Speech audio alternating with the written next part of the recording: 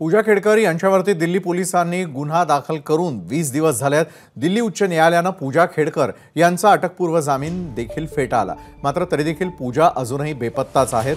दिल्ली पोलिसांचा प्रतिष्ठित असा स्पेशल देखील खेडकरला शोधू शकत नाहीये।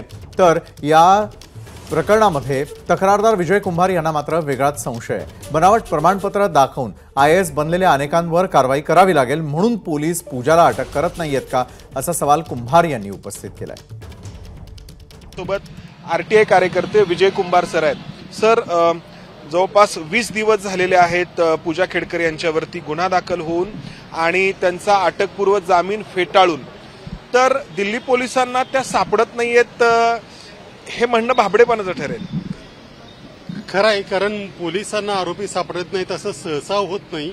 शिवाय ही काही अशी मोठी केस नाही की या एक आयएएस ऑफिसर होत्या, त्यांचे वेअर अबाउट्स माहीत असल्याशिवाय त्यांना मुळात त्या पदावर सिलेक्शन होत नाही।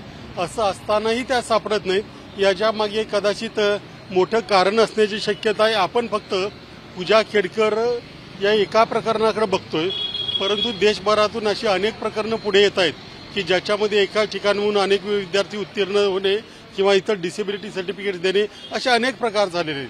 त्यामुळे एकट्या पूजावर कारवाई केली तर कदाचित त्यांच्यामुळे या इतरही आणखी प्रकरणावर कारवाई करावी लागेल।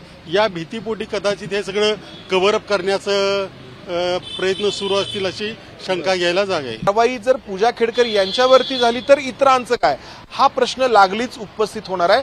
या प्रश्नाचं उत्तर शोधण्याचा प्रयत्न पूजा खेडकर यांना अटक न करण्यासाठीचा जो वेळ घेतला जातो त्या वेळेच्या माध्यमातून होतोय का, ही शंका घ्यायला नक्कीच वाव आहे।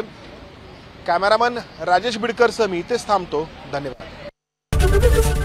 एबीपी माझा, उघडा डोळे बघा नीट।